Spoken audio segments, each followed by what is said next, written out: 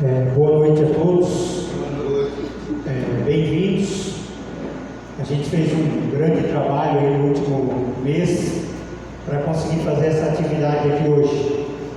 Espero que seja uma primeira atividade de tantas e que a gente consiga despertar, para esse problema tão sério na nossa cidade aí, que é a privatização, que ela se acelera em todos os cantos. Vou passar o microfone para o colega aqui e aí para ele dar sequência.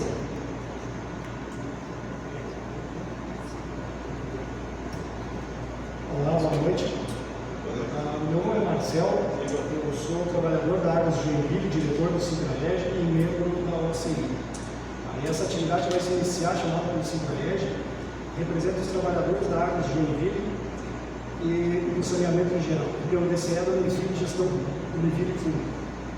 Essa atividade é um passo muito importante na luta pelos serviços públicos da nossa cidade, porque estamos unindo os trabalhadores, os estudantes, a comunidade. E a Águas de Joinville é uma empresa pública municipal superavitária que pertence ao povo da nossa cidade, mas que é altamente assediada pela iniciativa privada. Hoje já grande parte do quadro é terceirizado, mas essa informação não chega para a maior parte das pessoas. Só que o que se vê são as consequências da tarifa e dos serviços. E isso tende a se aprofundar se não ampliarmos essa luta e dialogarmos com toda a classe trabalhadora da cidade. Ao mesmo tempo, esse governo tem projetos de privatização na saúde e na educação infantil em diversas áreas. Na educação, a falta de vagas e cursos em universidades públicas da cidade. Enquanto isso, a Univille é uma universidade chamada comunitária, com estrutura pronta e poderia ser estatizada. Aí, hoje, está fazendo parte da mesa, temos aqui a Natália Combs, estudante de Ciências Biológicas e membro da direção do DCE Univille, Gestão Univille Pública, o Daniel Correia, que é professor de Relações Internacionais da Univale, da UFSC, e o Edson da Silva, que é o presidente do Sindicato dos Trabalhadores e Empresas de Serviços de Água e Esgoto Sanitários de Joinville.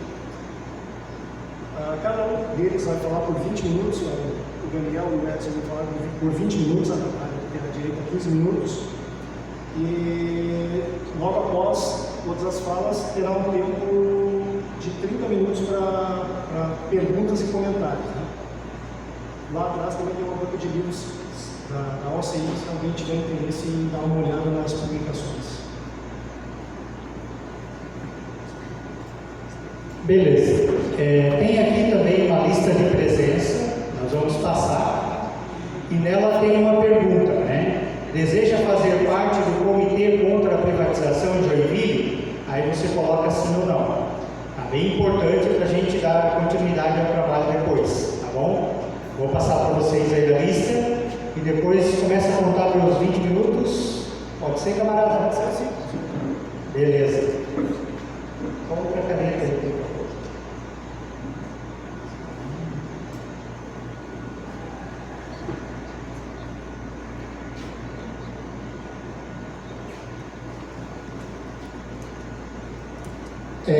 Então, vamos lá. Tem os 20 minutos, tem bastante coisa para a gente passar. O computador está um pouco distante lá, mas o colega lá, o Mano, vai ajudar a gente aí.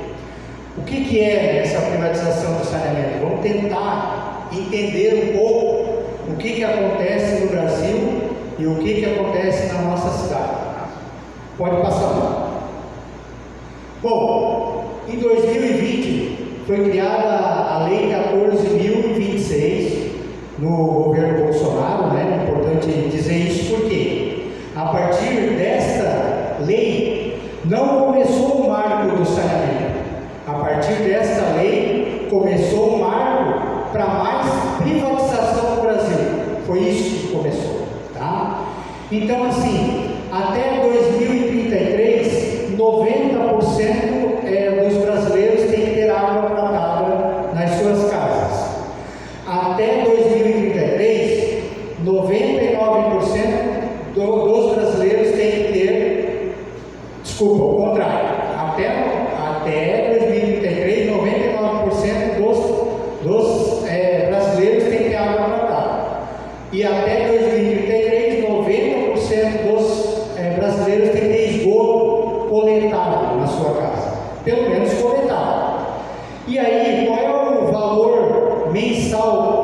desculpa, anual que tem que ser gasto por habitante no Brasil. R$ 231,90. Se você pegar esse valor vezes a quantidade de habitantes no Brasil, vocês vão ver que vai dar em torno de 50 bilhões que tem que gastar por ano para garantir que chegue na universalização, né, que tenha a água, o esgoto nesses percentuais até 2033. Bom, e quanto está? Quanto era e quanto está? Em 2010, 81,1%. Em 2022, 84,9%. Tá? Então agora, de 2022 para 2024, deve ter entrado mais 1%, 2%, mais ou menos isso por ano. Tá? Essa é a quantidade. Ainda não chega isso aqui em relação à água. Tá? Em relação à água. Então, 32 milhões de brasileiros não têm água tratada nas suas casas. Pode passar. E quanto ao esgoto, em 2010, 46,9% tinha o esgoto coletado na sua casa.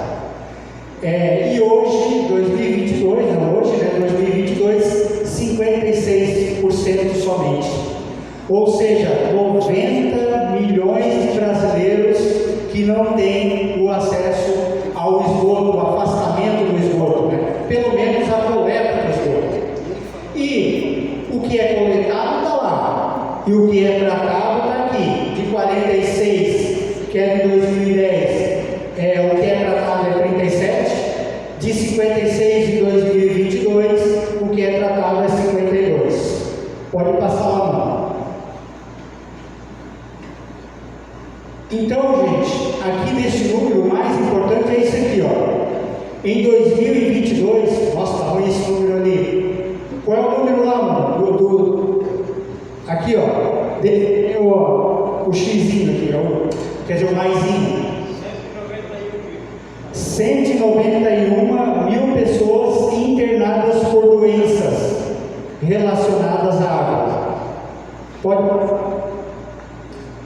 Pode passar. Então, qual é o valor que precisa para essa universalização do esgoto? Pelo Plano Nacional de Saneamento Básico. E quanto foi gasto também?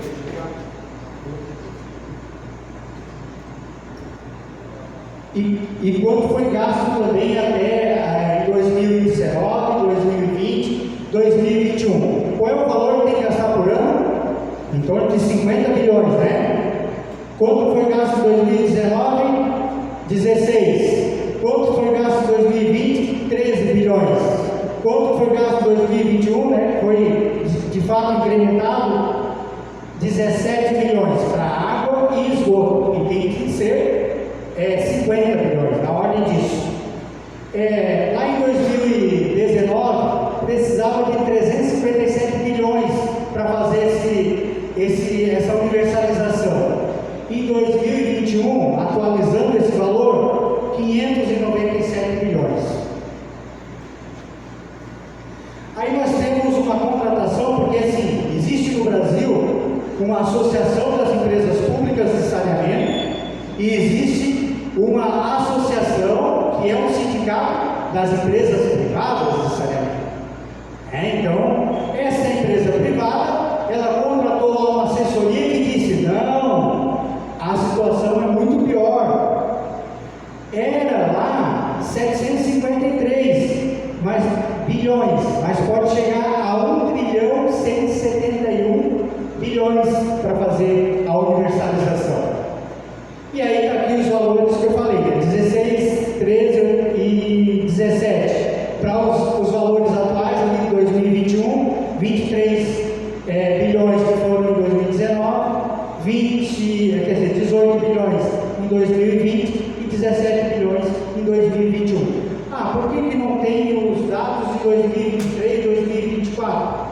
Porque ainda são sempre o Sistema Nacional de Informação, ele pega 2 anos para trás a informação, tá? Então, se procurar aí pela internet, privatização no Brasil, e etc., e vai se achar o número já de 2023. Mas não foge muito a esses valores que a gente está vendo aqui. Então, gente, só para um dado importante, eu estava lendo hoje, para fazer essa universalização, né, todo esse tratamento água e esgoto, que seria para 2033, segundo um estudo, diz que não tem jeito, não vai conseguir, até porque 20 bilhões por ano, né, em torno disso, que deveria ser 50 bilhões, então vai para... Há estudos que dizem que vai chegar lá para universalizar em 2055. Então, para vocês verem como é que é a situação. E aí, aqui tem uma lista imensa de empresas que estão no rol nacional da privatização. Lá em cima está a Sabesp. A última que foi privatizada por esses dias é a de Sergipe, que é a Leso, tá? Tá lá, é a terceira, de cima para baixo, tá? E aqui tem tudo, né? Imagine a situação da Sabesp, quanto que ela era superavitária, o tamanho da empresa, uma das maiores do mundo.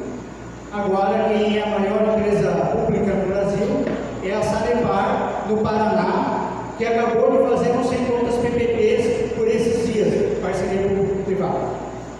Pode passar. 75% dos investimentos que precisa fazer no saneamento é aonde? Moradias de baixa renda. Por quê? Se começa a ter os grandes centros e depois vai para as áreas periféricas. Só que até chegar lá, é muita coisa ainda para rolar. Né? Então, aqui novamente, né, trazendo a informação do Banco do Brasil ali, né, e outros que diz que 44,8 milhões é a quantidade de valor que precisa investir por ano. E aqui tem 3 mapas, dizendo assim, como é que era a situação em 2019, em 2021, 2022. Então, passou de... Qual é o valor aqui? Fran? Qual é esse valor? Está bem ruim essa apresentação. De 12% para 14%. Então, são valores bem menores. Acho que eu vou pegar minha apresentação aqui e consigo olhar isso aí também.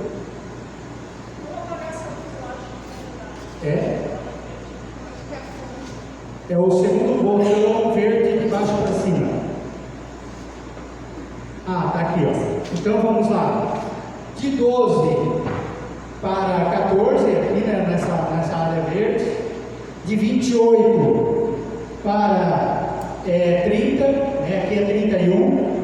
Então, assim, ó, resumindo, sempre vai passando 1, 2 pontos percentuais para cima. Essa é a quantidade do que cresce o investimento, né, e a quantidade de esgoto tratado no ano, tá? Ou em 2 anos, melhor dizer. Pode passar.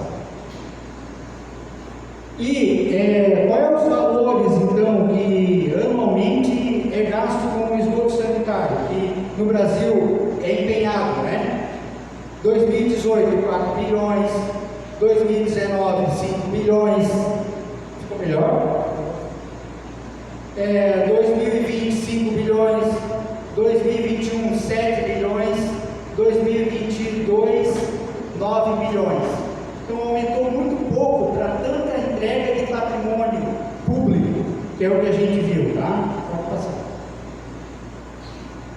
E como é que está a evolução? As empresas privadas do Brasil, quanto que elas vão tendo, portanto, acesso, né, e, portanto, tendo essa privatização no Brasil, que eles vão tendo como, vão encampando os municípios no Brasil. Em 2013 era 217 municípios, em 2023, 860 municípios. Então cresce cada vez mais. É uma fábrica, é uma forma, melhor dizendo, de mandar milhões e milhões para as empresas privadas. É isso que a gente está vendo. Não é garantia de esgoto tratado, de atendimento à população, porque, inclusive, não se chega nem no valor lá que precisa para o investimento. Porque cresce muito pouco durante o ano. E já falei aqui que pode demorar até 2055 para chegar nessa quantidade que precisa para universalizar. Pode passar. E aqui, gente, está meio escondidinho aqui, ó, acho que tem que dar uma mexida naquela tela lá. Aqui nessa coluna final, fala da outorga onerosa. O que é a outorga onerosa?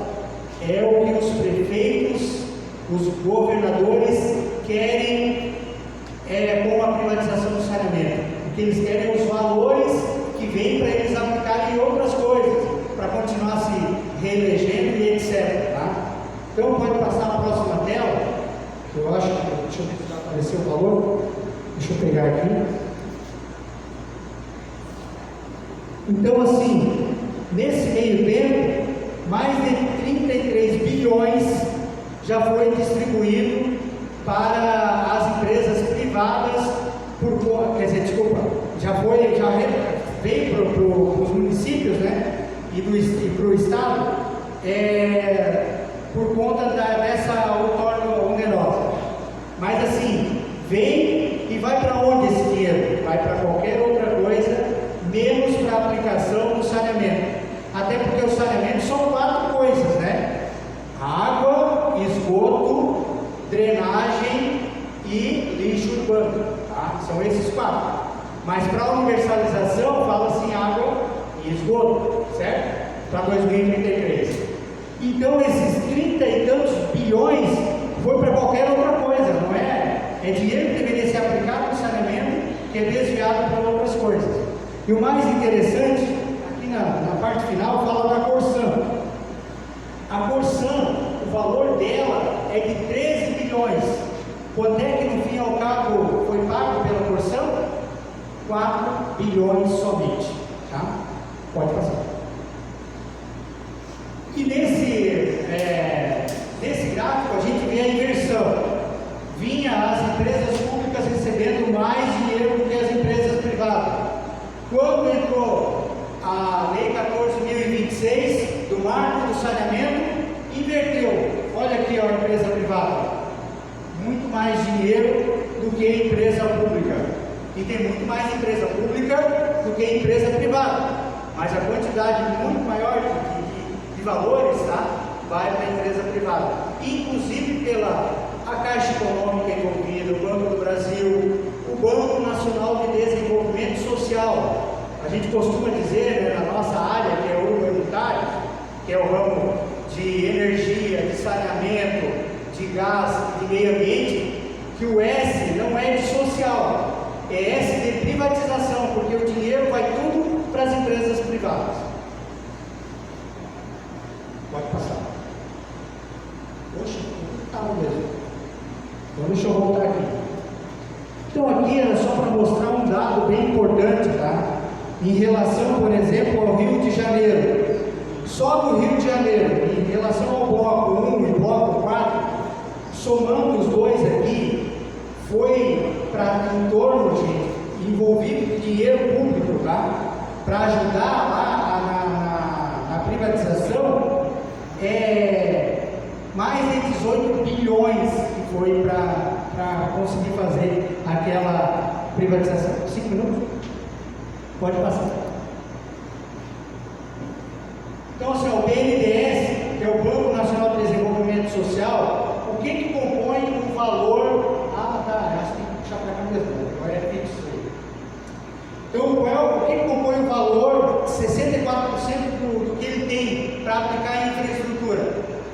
O Fundo de Amparo do Trabalhador e Tesouro Nacional. Mas tem fundo perdido, que também é usado para o saneamento. Então, nenhuma empresa no Brasil faz saneamento se não com dinheiro público. Não tem jeito. Então, gente, o que é privatização? Entrega de forma definitiva ou por um tempo maior dos serviços públicos, através de concessões completas, entrega a organizações sociais, como acontece na saúde, na educação, né? Entrega parcial de concessão, daí a parceria público-privada. Então, a privatização o poder público deixa de executar e entrega totalmente para a empresa privada. A terceirização, ela faz o poder público que está ali Ele faz um contrato e aquele contrato executou o contrato, o serviço retorna para o município, para o Estado, para continuar a execução. Então a privatização é entrega definitiva. Aqui tem algumas modalidades, né? É só importante dizer que para cada modalidade, parceria público-privada, concessão plena, concessão parcial, pode passar subconcessão, subdelegação, etc. Cada uma dessas tem uma normativa a seguir. E aí qual é a cereja do bolo? Só volta um pouquinho. Eles estão preocupados com o patrimônio público? Não. A partir do momento que tem a privatização, a empresa privada ainda quer buscar o quê no mercado? Debêntures, mais e mais dinheiro, empenhar o patrimônio público para pegar mais dinheiro, e aí vem a financiarização que fala, né? É um termo bastante utilizado no Brasil, que é buscar mais dinheiro com esse patrimônio, porque está garantido na tarifa e etc. Só que depois para pagar isso, vem tarifa mais cara e vai, né? E a outra poderosa que eu falei, que é o dinheiro que é pago para o município e para o Estado por conta da privatização, que vai para outras coisas, e fica esse serviço, o patrimônio entregue à empresa privada. As experiências no Brasil afora, quer aumentar a tarifa, reduzir investimentos em áreas periféricas, gerar demissões e precarização no trabalho. E em Joinville, então rapidamente, gente, esse verdinho é onde dá a rede de esgoto. Então, do centro e continua na área mais central, e a área periférica fica sem tratamento, sem o acesso ao esgoto. E aqui é a vertente leste, ó. Pode passar. Esse azulzinho é a vertente leste. Aqui, está melhor. Então, 120 mil pessoas que estão querendo fazer essa parceria, 120 mil pessoas que vão ser atingidas por essa condição da privatização. E aonde que a gente viu isso? Né? Onde está isso registrado? Existe em Joinville o Conselho Municipal de Saneamento Básico. Na ata de 14 de abril do ano passado, está lá tudo escrito. Temos que fazer a parceria público-privada e a companhia, então tem que tirar a concessão por tempo indeterminado. Pode passar a próxima, só para ir terminando. Tem que tirar a concessão por tempo indeterminado e colocar lá, libera, fazer concessões e assim por diante.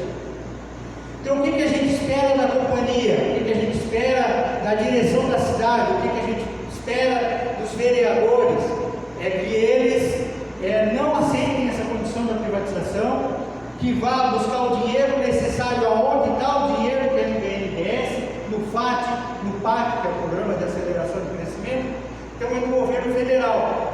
Mas também tem uma situação que eu preciso dizer para vocês, que o governo, no culto dele, ele se elegeu na cidade de Joinville dizendo que todo o valor que deveria ser entregue para a prefeitura ficaria na companhia.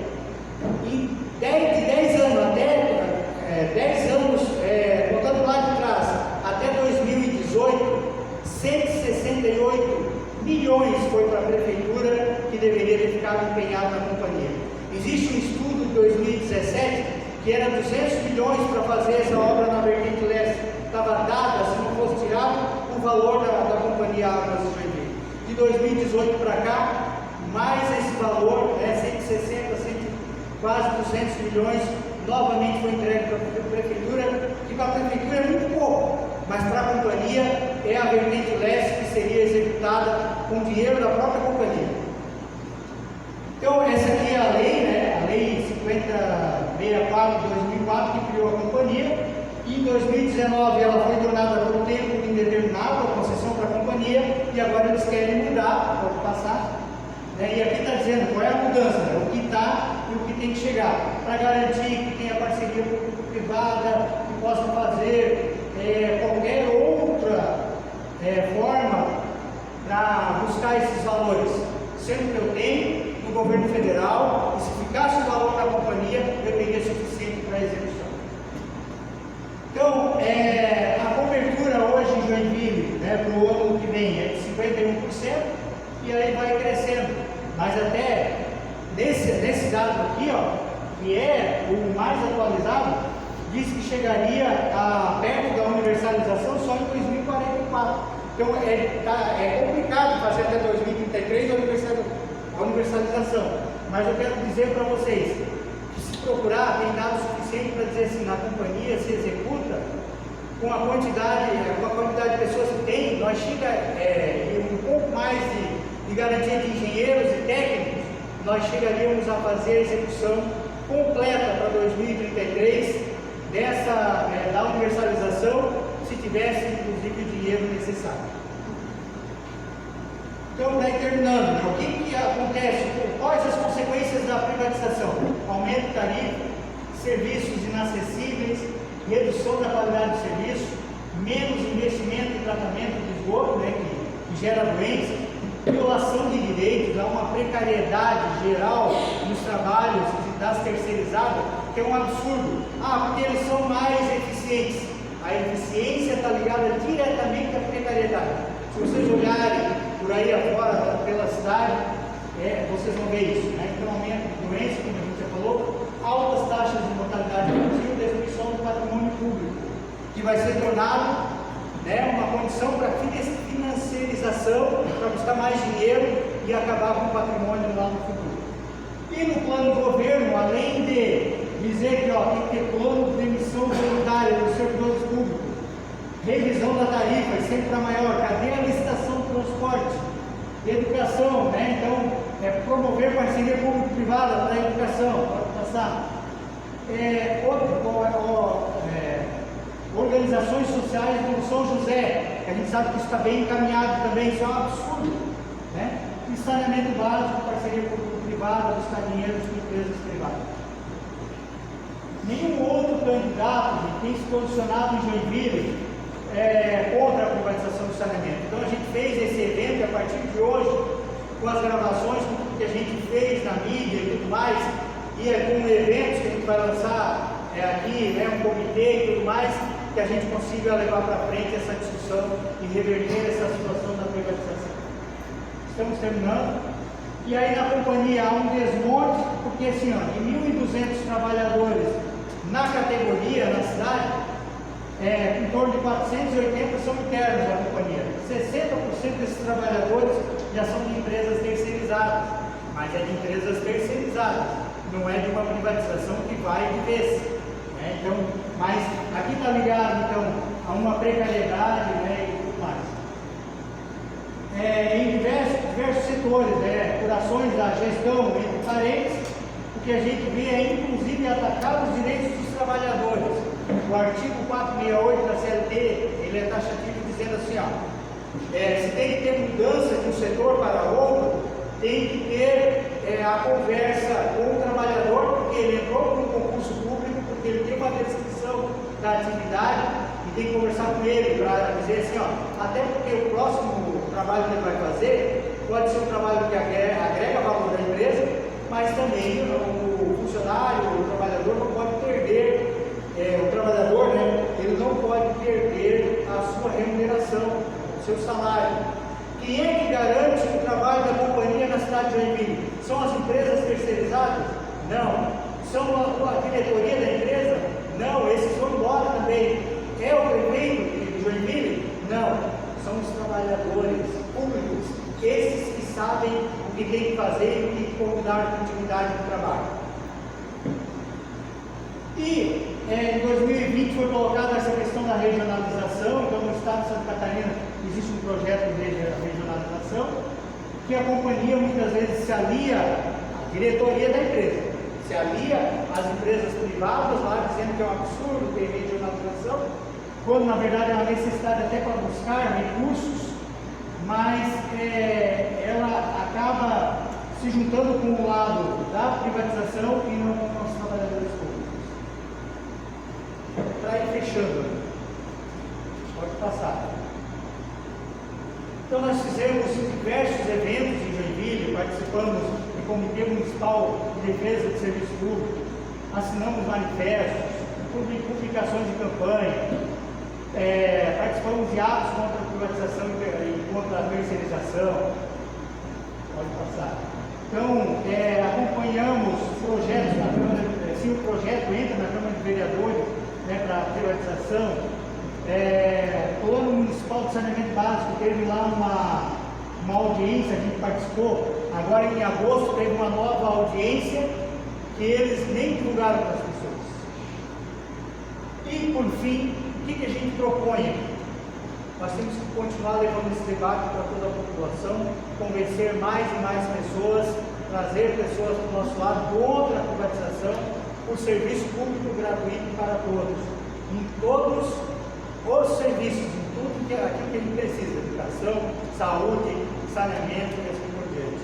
Para a gente não pagar mais caro essa conta e ao mesmo tempo ter serviço de qualidade sempre. Tá? Então a gente propõe que tenha esse comitê de luta contra a privatização da água de Joinville em defesa da estatização da Univille, dos trabalhadores e de todos os serviços públicos. É isso.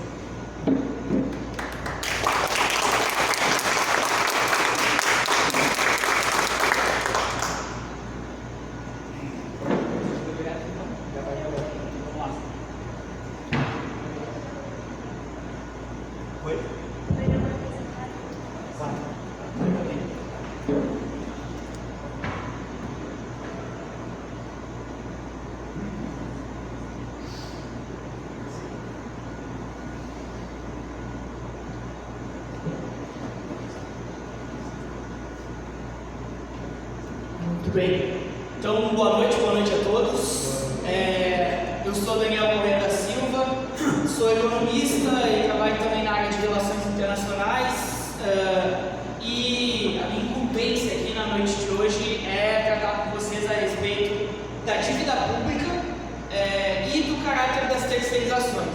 Então eu montei um roteiro aqui que está organizado da seguinte maneira: eu vou falar sobre alguns aspectos gerais de dívida pública, principalmente de dívida pública federal, né? A gente vai vir de uma esfera federal e depois eu vou chegar nas condições da dívida do Estado de Santa Catarina e também como essa dívida bate em municípios, para a gente poder entender a linha que conecta todos esses aspectos, porque no limite sempre vai se discutir que o problema são as contas públicas, é preciso enfrentar um processo de endividamento e, portanto, se justificam as vendas de patrimônio público, as terceirizações, as privatizações e assim por diante.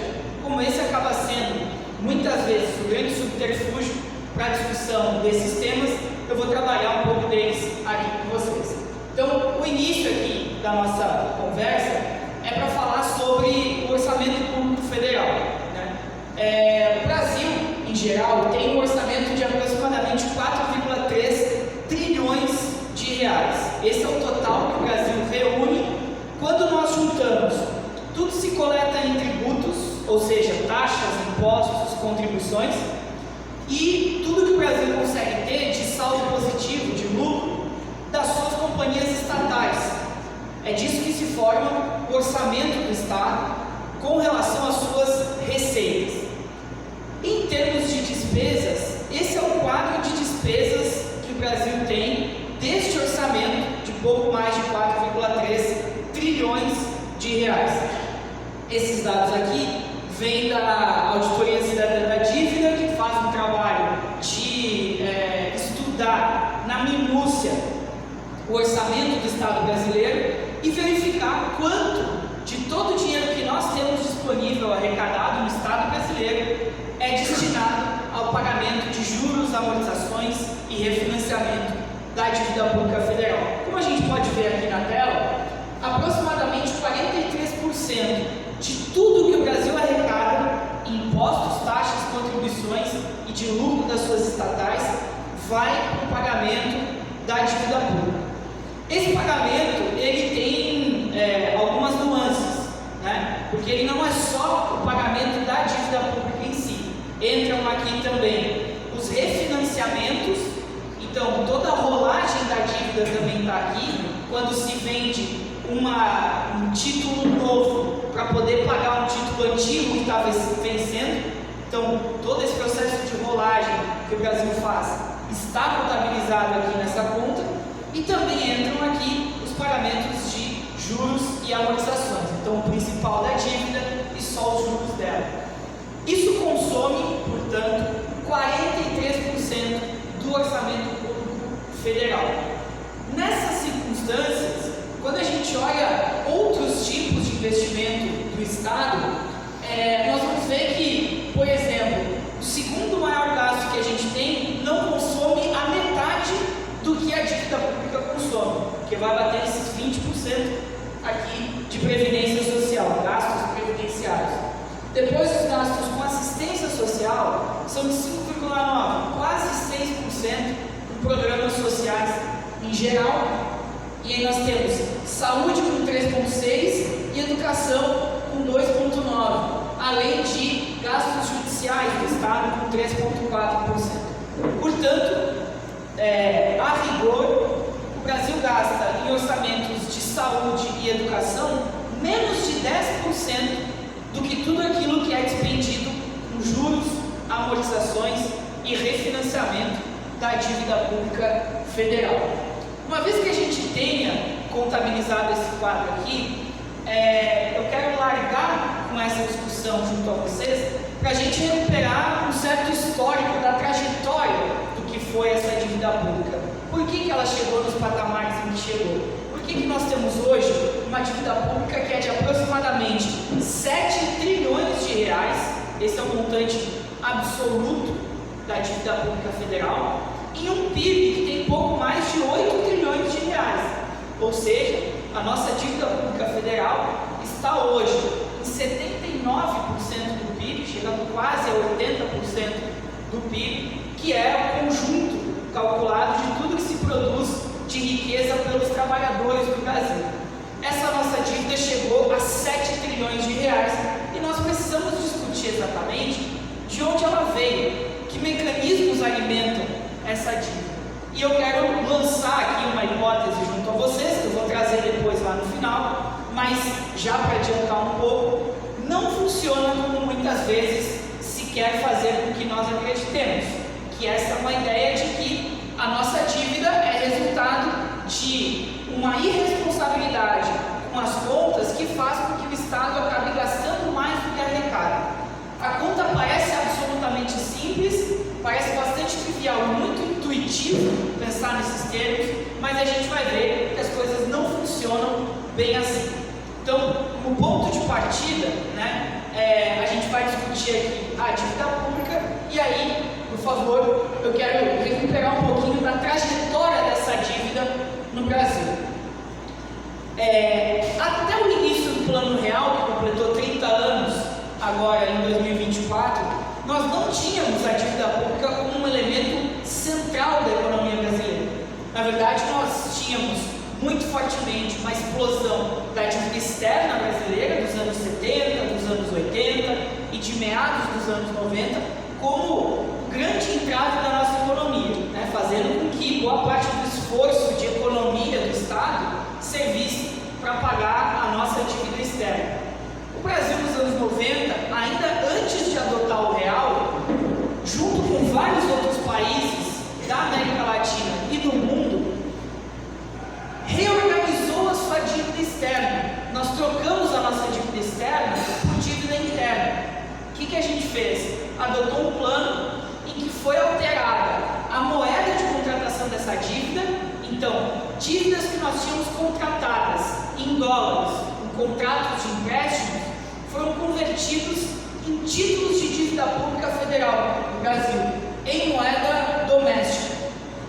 E para um credor estrangeiro aceitar trocar um crédito que ele receberia em moeda estrangeira por uma moeda doméstica, que, convenhamos, sequer existia ainda, porque a gente está num período pré-Plano Real, o prêmio que tem que ser oferecido por essa troca tem que ser relativamente generoso para um credor topar essa mudança, concorda? O que se fez naquela época no Brasil? Vai lembrar aqui, O Brasil de 85 até 94 teve 7 planos econômicos diferentes e 5 moedas distintas.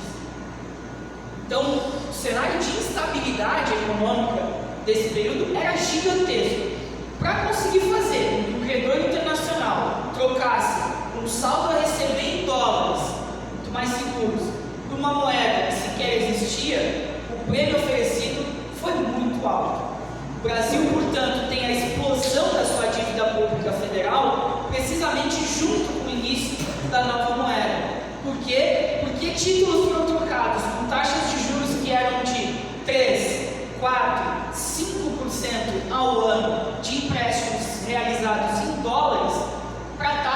torno de 44% ao ano de títulos negociados em reais, a nova moeda a ser adotada. Então a taxa de remuneração dessa dívida foi extraordinária, e aí muitos dos credores fizeram essa migração de créditos, mas óbvio, queriam algum tipo de segurança de que iam receber esses créditos numa nova moeda que ainda era incerta. E considerando o histórico de uma década de 7 planos fracassados e 5 moedas trocadas, esperava-se que as garantias fossem o suficiente para que eles pudessem fazer essa mudança. Nesse sentido, veio a fatura da adoção da dívida pública junto com o Plano Real. Na fatura, a gente tem vários planos, vários pacotes ao longo da década de 90. E aqui entra todo aquele cenário que se acompanha de privatizações. O Brasil teve um salto muito forte de venda do patrimônio público do Estado. Tem um livro que é clássico daquela época, do Aloysio Biondi, Brasil Privatizado, em que ele registra que cerca de 78% do patrimônio público nacional foi vendido ao longo dos anos 90, a pretexto de fazer refrear o mecanismo de multiplicação da dívida pública federal. Outro elemento que entrou muito forte foi o elemento da elevação da carga tributária. O Brasil, até meados dos anos 90, por volta de 95, 96, tinha cerca de 23% do PIB em carga tributária.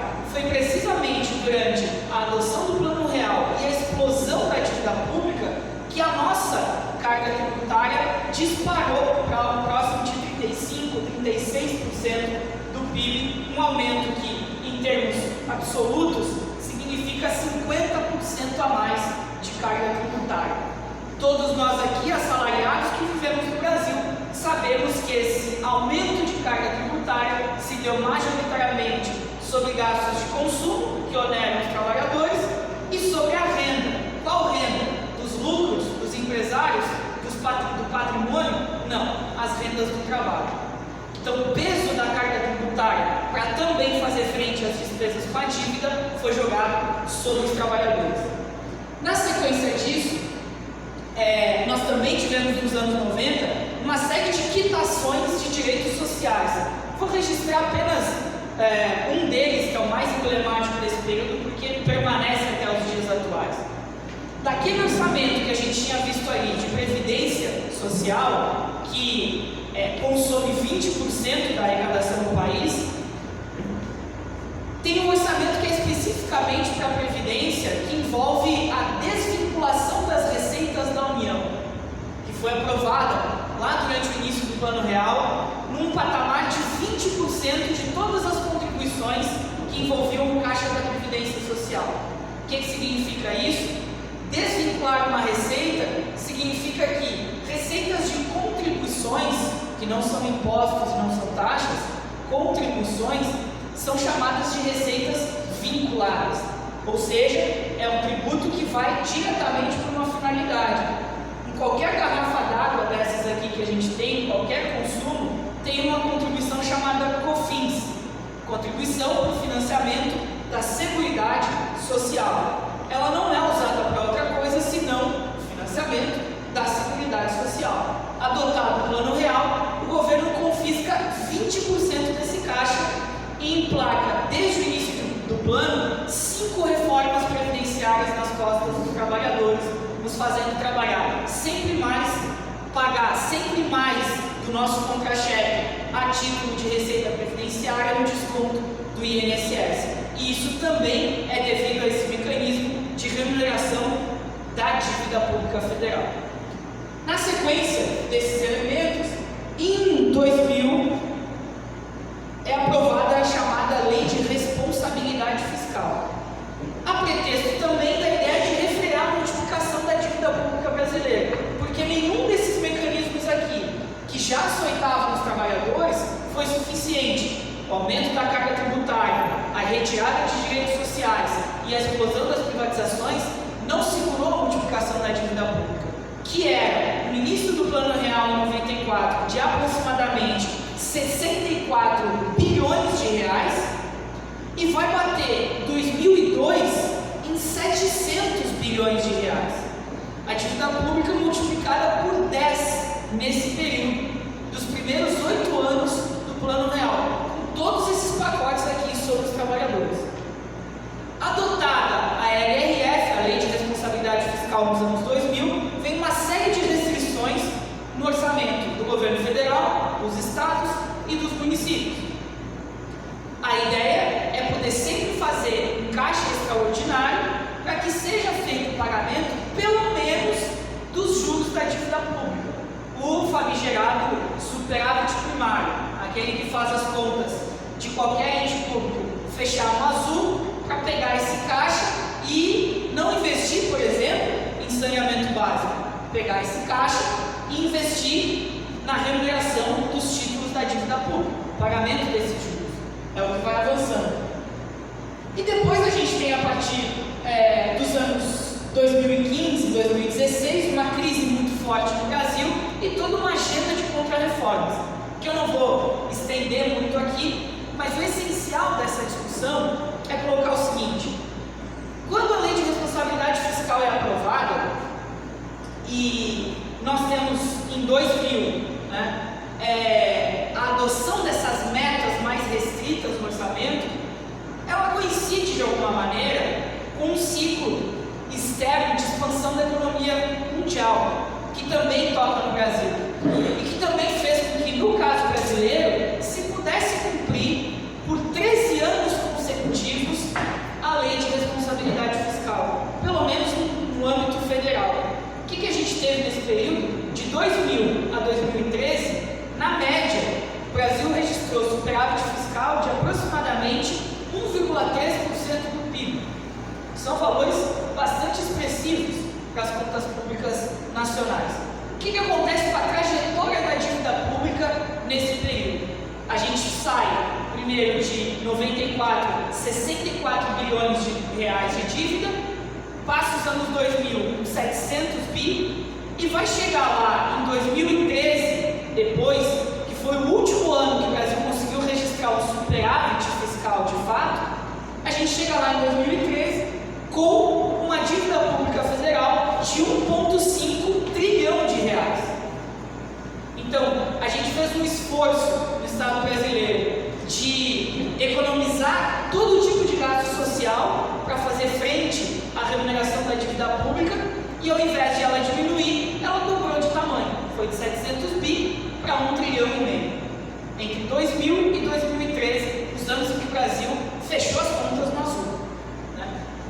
Nesse sentido, então, dando sequência aqui, o que eu quero dividir com vocês é o seguinte: desse mecanismo de dívida pública federal instituído, o que a gente tem como agenda recessiva no Brasil dessa crise, dessas contrarreformas, é uma projeção desses mecanismos sobre estados e municípios. O que a gente teve de avanço sobre estados e municípios veio na esteira de um endividamento muito forte de ambos entes federados. Nesse caso aqui, para a dívida dos estados, por exemplo, o que se verificou foi que o mesmo mecanismo que fez o Estado brasileiro, enquanto União, se endividar enormemente, fez com que a União, o governo federal, replicasse o mesmo modelo sobre os estados e sobre os municípios. O que a gente encontra com isso? Como credores dessa dívida pública federal, nós temos vários bancos, instituições financeiras em geral, como seguradoras, e fundos de pensão e de previdência privada. Por isso esse avanço também sobre o caixa previdenciário. Todos eles são credores daquela dívida pública federal. O governo brasileiro projeta o mesmo tipo de relação sobre os estados e sobre os municípios.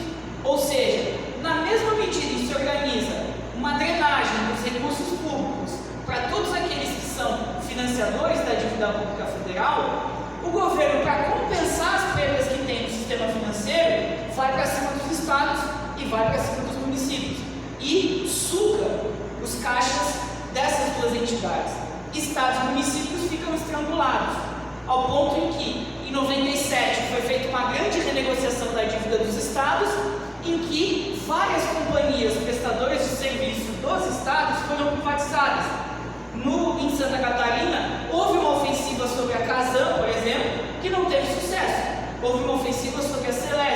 que não teve sucesso, mas nós temos vizinhos aqui, vários outros estados do Brasil, em que as companhias de água e saneamento, as companhias de distribuição de energia, os bancos estaduais também foram liquidados nesse período, como o BESC aqui em Santa Catarina, acaba sendo federalizado. Em todos esses mecanismos, houve processos de privatizações ou federalizações vinculadas a esse processo de, na verdade, uma replicação da agiotagem que o governo federal pratica junto aos seus estados, daquilo que ele recebe também dos credores da dívida pública, os grandes bancos, as grandes financeiras.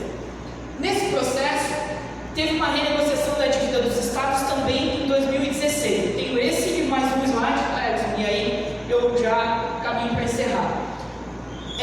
A renegociação de 2016, curiosamente, foi conduzida pelo senador Esperidião Amin, em Santa Catarina, então ainda deputado federal na época. Ele vai ao Supremo Tribunal Federal focalizar as demandas do Estado de Santa Catarina e dizer: olha, nós estamos com o orçamento estrangulado, não temos qualquer capacidade de investimento, e questionou o mecanismo da dívida dos estados.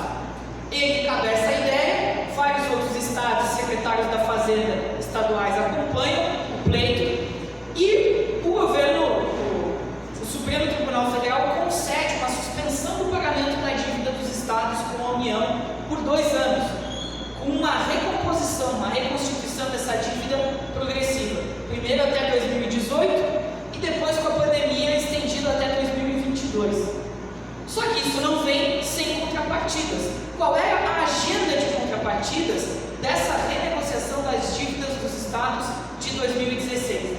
Estão listados aqui: suspensão de concursos públicos, suspensão do reajuste dos servidores estaduais, privatização de empresas públicas, o mesmo teto de gastos aprovado em 2016 no governo federal vem para estados e municípios, e aumento das contribuições previdenciárias, como o último governo fez em Santa Catarina, aumentando de 11% para 14% a contribuição dos servidores estaduais.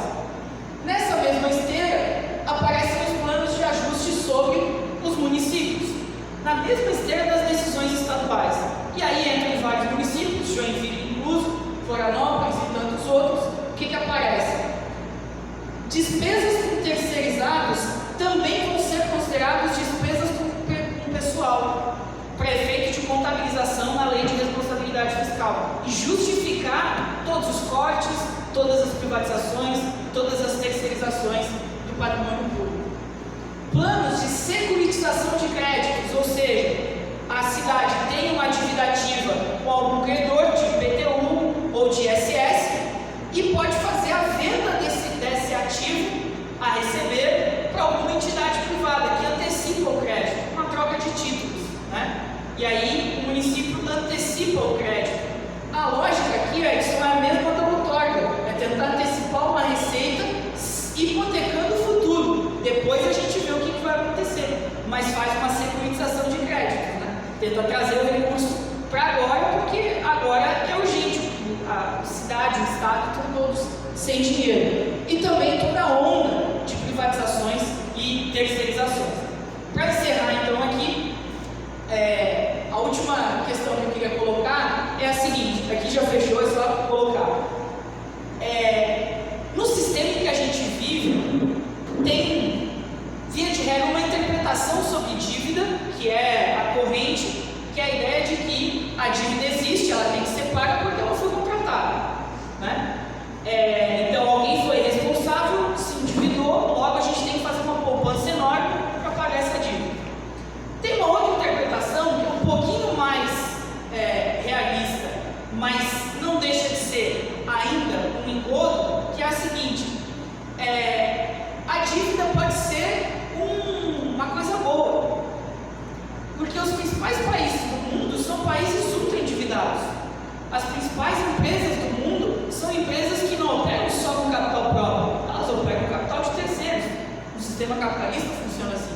A grande questão é que países dominados pelo imperialismo, como o Brasil não conseguem funcionar dessa maneira. Nós, na verdade, somos países que transferem esse excedente para os países imperialistas, através de vários mecanismos, como esse de dívida pública, por exemplo. Portanto, diferentemente de outros lugares do mundo, Num país como o Brasil, a dívida não é um motor para o desenvolvimento, ao contrário, ela castra todas as possibilidades de a gente executar algum tipo de política. E nessa esteira, para finalizar, o ponto central é o seguinte: a dívida pública para um país dominado como o Brasil, um país que está dentro de uma categoria subdesenvolvida no plano internacional, a dívida pública ela não pode ser contraída, ela não pode ser combatida, aliás, por mais disciplina fiscal. A gente acabou de ver 13 anos de disciplina fiscal e a dívida só fez crescer, então ela não existe para ser paga, não é uma dívida que existe para ser paga, e ela tampouco vai ser aqui um motor de desenvolvimento como foi em outros lugares. O que a dívida é aqui? Uma proteção de capital para os capitalistas em geral, que não querem enfrentar concorrência externa, que não querem enfrentar competição, que não querem fazer nenhum tipo de enfrentamento que seria um tipo capitalista clássico, porque a forma de reprodução do sistema aqui é essa. O sujeito vai entrar numa competição internacional aqui, uma Tupi, por exemplo. Se vai de peito aberto numa competição internacional, sem subsídio do governo, sem tipo de isenção fiscal, sem qualquer política que consiga fazer dela uma empresa competitiva, ela morre. E aí, para tentar proteger o seu capital, ela vira credor do Estado. E o Estado oferece isso, porque o Estado não é vítima nessa situação. Os operadores desse sistema financeiro hoje estão com a caneta na mão do Estado e amanhã estão operando nesse mesmo mercado que eles ajudaram a fortalecer. E esse ciclo completa aqui uma simbiose entre o Estado, que não é vítima nesse processo, ao contrário, é parte integrante do sistema, e os capitalistas que parasitam o orçamento público, cuja coleta de recursos em grande medida vem da riqueza produzida pelos trabalhadores. Bom, era isso, gente. Agradeço a atenção de vocês e fico à disposição para conversar um pouco.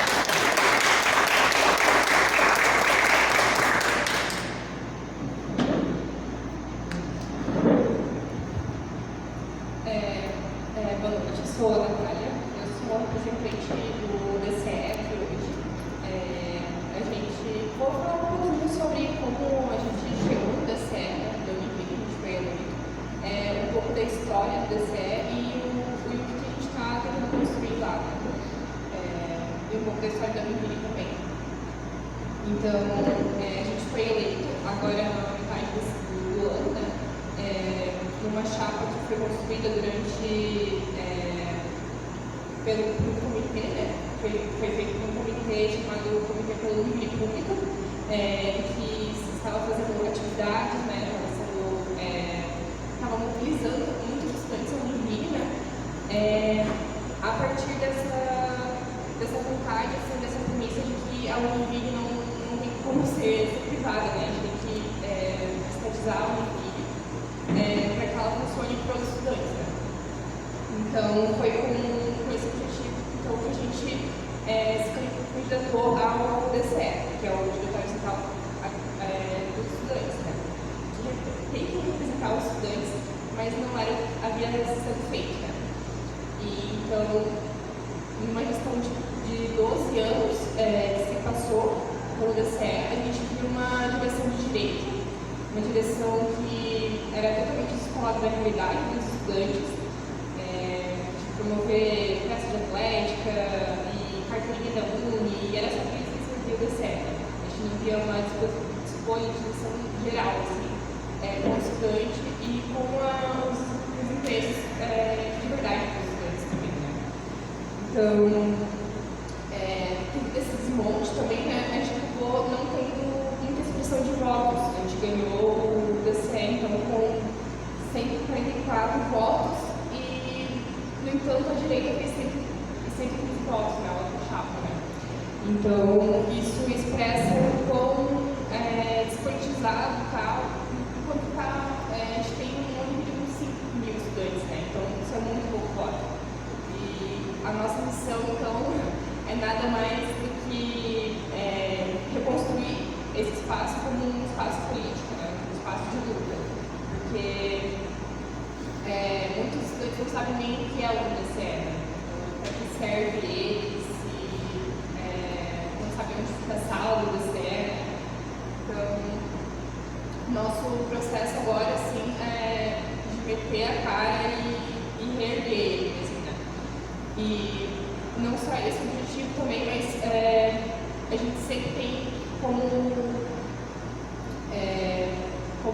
espelho, né, que foi uma direção do DCE que foi eleita por 2 mandatos seguidos, que foi em 2011, que foi feita uma chapa que foi eleita em New York, né, chamada DCE para Lutar, e que a gente se espelha muito nela, né, pela questão política, né, de levar essa pauta da Univille pública para os estudantes, que eles fizeram manifestações, eles inclusive tiveram muito apoio dos estudantes, né? Tiveram várias ações assim que a gente se espelha, né?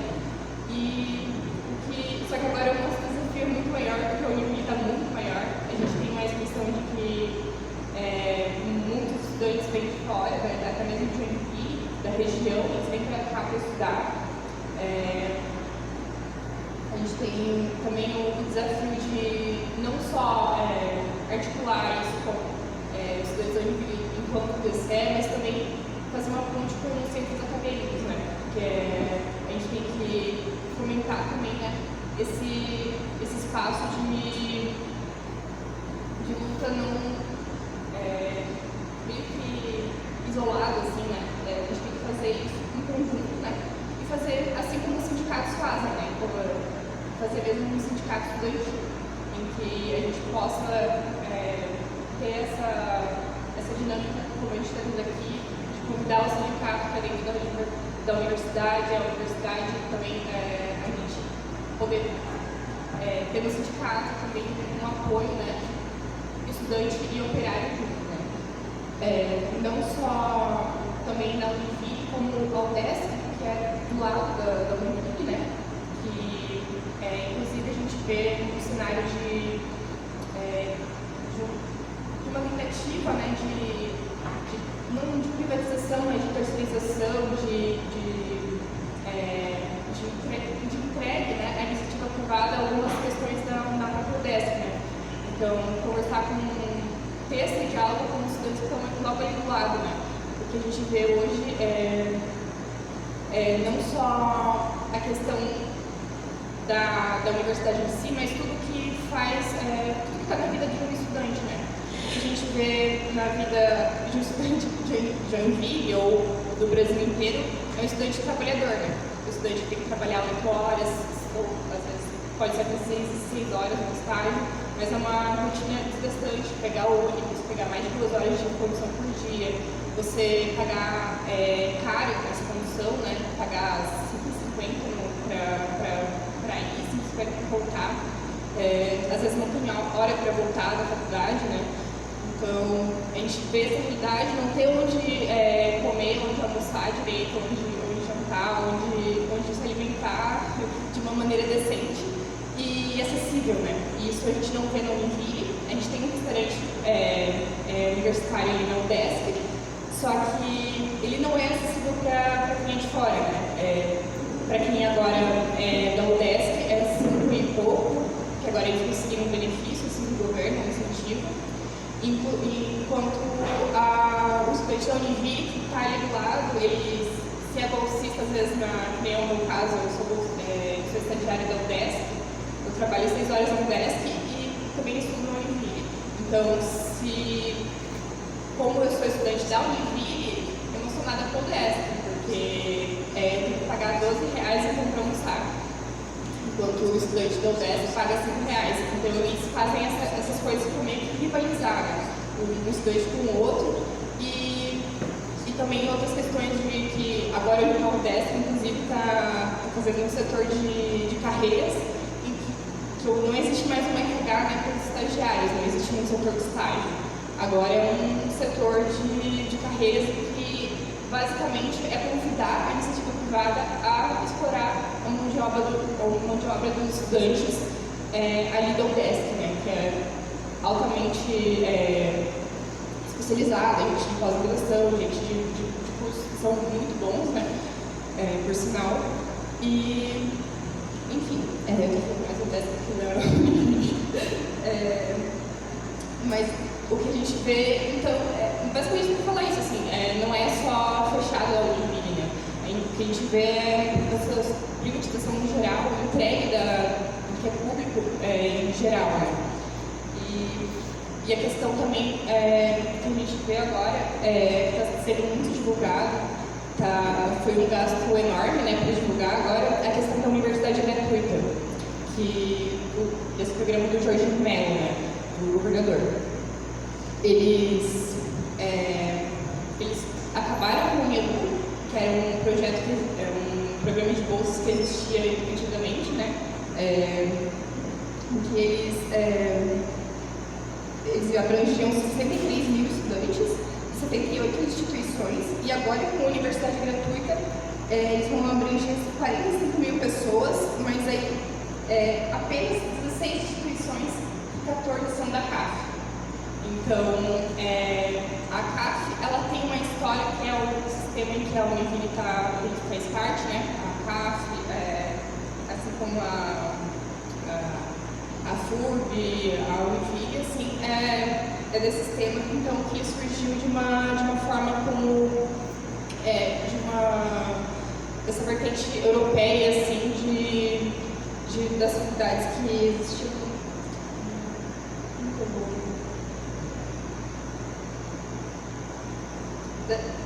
Justamente dessas instituições religiosas que eles tinham o fundamento assim, comunitarismo, né? Então é uma coisa que não se tem mais hoje, assim, não tem, é incabível assim, você falar que existe uma universidade comunitária hoje no capitalismo e que não tem lucro. Como que você não tem lucro se você está no capitalismo? Ou é público ou é privado, não tem essa de comunitária, né? Para onde que vai esse dinheiro? Por que a Univille não abre as contas, né, para falar onde vai esse dinheiro? Então, justamente esse programa foi instituído, então, pelo governo do estado para dar dinheiro para as universidades que são comunitárias, com esse discurso assim, de que elas não têm fins lucrativos, a gente não tem dinheiro para fazer faculdade pública, então vamos injetar dinheiro nas comunitárias. E o que a gente vê, então, nesse programa é um grande tapa na cara do estudante, né? Porque para você conseguir uma bolsa dessa, que é uma burocracia enorme, assim, né? Se você faz medicina, assim, se você não faz medicina, você tem uma chance muito grande de não ganhar a bolsa, porque as faculdades eles dão muito mais prioridade para os cursos que são mais caros, né? Então, se você faz licenciatura, você está errado. Então, tem essa questão, assim, tem a questão de que você precisa estar em Santa Catarina pelo menos há 5 anos, então já exclui boa parte dos estudantes que vêm de outros lugares para poder estudar, né? É xenófobo, um projeto xenófobo. E além de outras coisas que são bem alarmantes, como a contrapartida que eles pedem, né? Que é muito descolada da realidade. Um estudante que trabalha não consegue fazer 20 horas por mês de trabalho em contrapartida da bolsa, né? Porque você é obrigado a fazer isso, ou até 2 anos depois que terminar.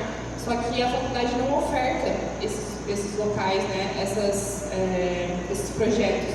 Ou eles demoram demais, e os que tem, eles são muito vinculados à iniciativa privada também, com cunho religioso, ou seja, esse dinheiro ele não está voltando para o que é público, né? Ele está sendo sempre injetado na iniciativa privada. Então, a gente é contra, né, esse projeto, a gente tem programado vários debates, né, várias atividades para fazer, inclusive sobre esse projeto, né, porque, assim, agora está no estágio que nem para a Univille, mas isso é rentável, assim, né? Então, está na nossa mão, assim, para a gente incitar aos estudantes, organizar esses estudantes, né, a raiva desses estudantes, para derrubar esse projeto, para a gente também, com isso, conseguir elevar a consciência deles para lutar por uma Univille pública, né? Que a gente não precisa de bolsa, a gente precisa de uma universidade pública e acessível para todos. Então, eu acho que eu vou vou fechar com isso, assim, né? Caso vocês tenham alguma dúvida, alguma pergunta, pode falar. A nossa luta, então, agora é mais ou menos essa, né? Tipo, a gente reergueu o DCE, lutar por uma universidade gratuita de forma real, né? E contra a discussão dos inadimplentes também, né? E abaixo de uma discussão e promover uma educação pública gratuita para todos.